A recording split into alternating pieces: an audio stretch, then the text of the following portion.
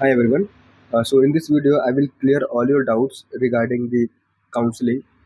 देखो डाउट्स इतने ज़्यादा हैं कि वो क्लियर हो नहीं सकते क्योंकि ये लोग क्या कर रहे हैं वो मुझे भी समझ नहीं आ रहा है। तो first doubt is eligible candidate list कब तक आएगी। सो आई डोंट नो वो कब रिलीज़ करेंगे, बट हाँ एमबीए के साथ साथ तो मुझे लगता है वो कर ही देना चाहिए। इट मीन्स आज का जो है, आज एमबीए का जीडीपीआई है सेकेंड राउंड का, जो कुछ बच्चे सेकेंड राउंड में थे तो उनका जो है आज रात में जो है आ जाना चाहिए 29 तक। तो उनको उनका जो लिस्ट है एलिजिबल का वो आ जाना चाहिए, तो आपका भी आ सकता है। ठीक है, ये कंफर्म नहीं है क्योंकि गवर्नमेंट ऑफिशियल्स हैं, वो कुछ भी कर सकते हैं। ठीक है, अब बात करते हैं। एक बच्चा है कि कह रहा है कि sir already 100 rupees stamp paper पे मैंने एफिडेविट जो है सबमिट कर दिया है, तो क्यों आप बोल रहे हैं कि 50 रुपीज़ का जो है सबमिट करना है। तो देखिए इसके लिए वीडियो मैंने तभी बनाया था जब उन्होंने रिलीज़ किया था ऑफ एफिडेविट। और ये जो एफिडेविट है वो किसके लिए है, जब आप काउंसलिंग करने जा रहे हैं तो आपको एक एफिडेविट लगेगा। फर्स्ट पेज पे ही उन्होंने एफिडेविट जमा करने के लिए बोला है। ठीक है, वो एफिडेविट 50 रुपीज़ के स्टैम्प पेपर पर होना चाहिए, जिसका फॉर्मेट मैंने कल दिया था, बट उन्होंने फॉर्मेट ही डिलीट कर दिया अपने वेबसाइट से।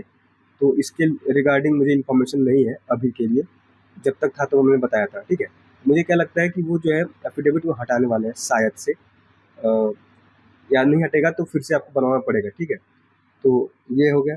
और एक लड़का भी बोल भी रहा है इसमें कमेंट में कि sir they have removed the affidavit. तो हाँ, दे हैव रिमूव्ड ऑलरेडी।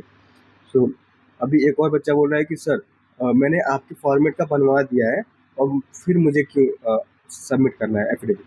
तो मेरा जो फॉर्मेट था वो अलग था, वो जो है 100 रुपीज़ टाइप पे, वो सबके लिए मैंडेटरी नहीं था, वो सिर्फ उनके लिए मैंडेटरी था जिनका रिजल्ट आया नहीं है। ठीक है, लेकिन ये जो है ये सबके लिए मैंडेटरी है। ये 50 रुपीज़ का जो स्टैम्प पेपर है उस पर जो एफिडेविट बनवाना है वो सबके लिए मैंडेटरी है। वो फर्स्ट स्टेप पे आपको सबमिट करना ही है अगर आप काउंसलिंग करना चाहते हैं तो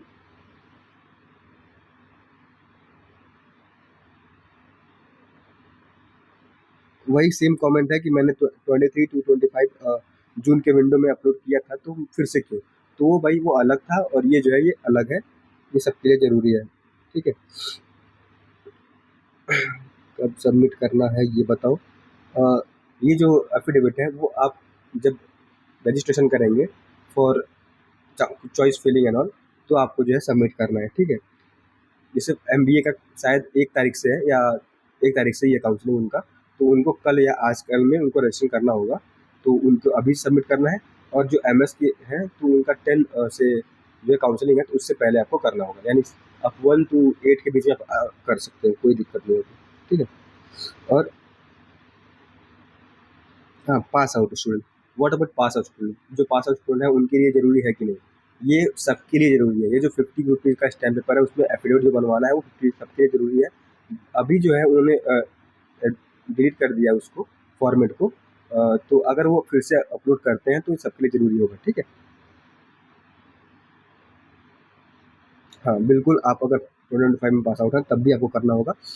अगर आपका गैप है तो गैप फिर भी आपको ये करना ही होगा। ये दूस ये इसलिए किया जा रहा है क्योंकि जो भी आप इन्फॉर्मेशन दिए हैं नाइपर की वेबसाइट में फिल करते करे हैं, वो आपका जो भी इन्फॉर्मेशन है वो राइट है इन्फॉर्मेशन है, इसके लिए एफिडेविट मांग रहे हैं। ठीक है, तो सो ये बेसिकली सभी डाउट्स थे। और मुझे लगता है कि काउंसलिंग का जो फर्स्ट स्टेप है उसमें वो हटा सकते हैं।